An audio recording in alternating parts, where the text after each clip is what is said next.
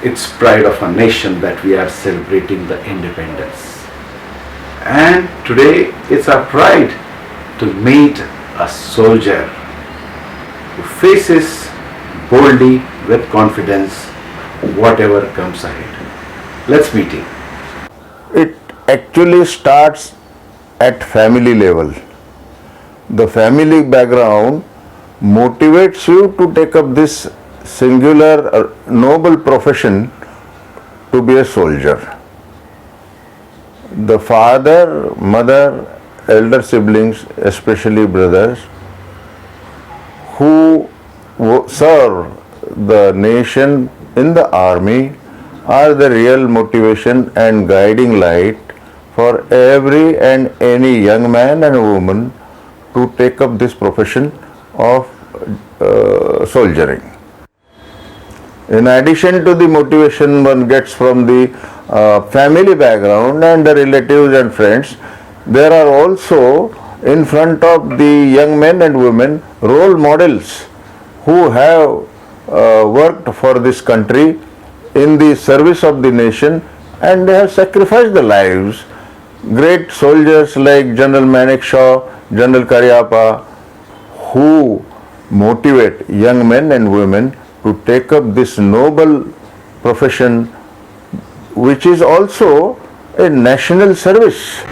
So these are the words that pour out from the heart, and whole soul is given. Let me give his introduction.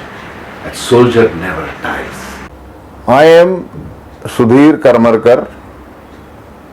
I was a commissioned officer in the Indian Army in the infantry, which is the queen of the battle. My first posting was in the Mizo Hills to fight against the insurgents, and then in 1971, when the war preparations started to tackle the problem of infiltration from the erstwhile East Pakistan, now Bangladesh, because of the instigations by the Pakistan Army, Indian Army had to retaliate under the direction of Mrs. Indira Gandhi, who was the then Prime Minister, and the army led by General Manekshaw. General Manekshaw later was conferred with the honorary rank of Field Marshal. So again, let me repeat, today we are celebrating the independence. After attaining our independence, what is the role that is being played by this army personnel? India became independent on 15th of August 1947. The role of the Indian Armed Forces for the sovereign nation called India started since then. The main role that the Indian Armed Forces play is to secure the borders, secure the unity and integrity of the nation and the people of this great country. The Indian Armed Forces work under the guidance and leadership of the President of India, who is advised and aided by the Prime Minister. It's always said that democracy is and always will be the best form of governance. So, why we are lucky enough to enjoy this pride of being in a democratic nation? Let's understand. Democracy is the best form of government.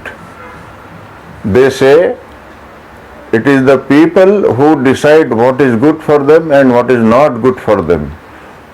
People are represented by the elected representatives. The Indian nation is one such glaring example where the generals work under the political leadership, and generals have never taken over any command and control position of the government.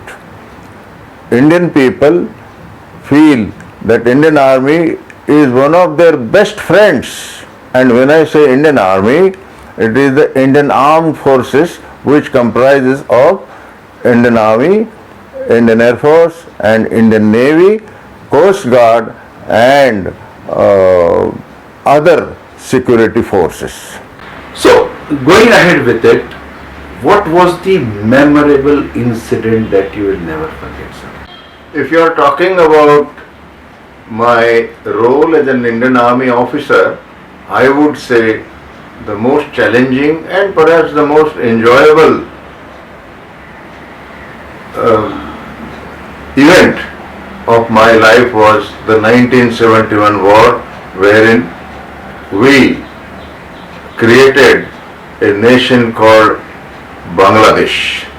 Those oppressed East Pakistani people of East Bengal under the ruthless dictatorship of Yahya Khan were rescued by our great leader Indira Gandhi, which was duly commanded by Field Marshal Manekshaw, the war in which I led the troops from the front, and while repelling an attack I was injured, wherein I suffered bodily injuries and I was evacuated to the hospital.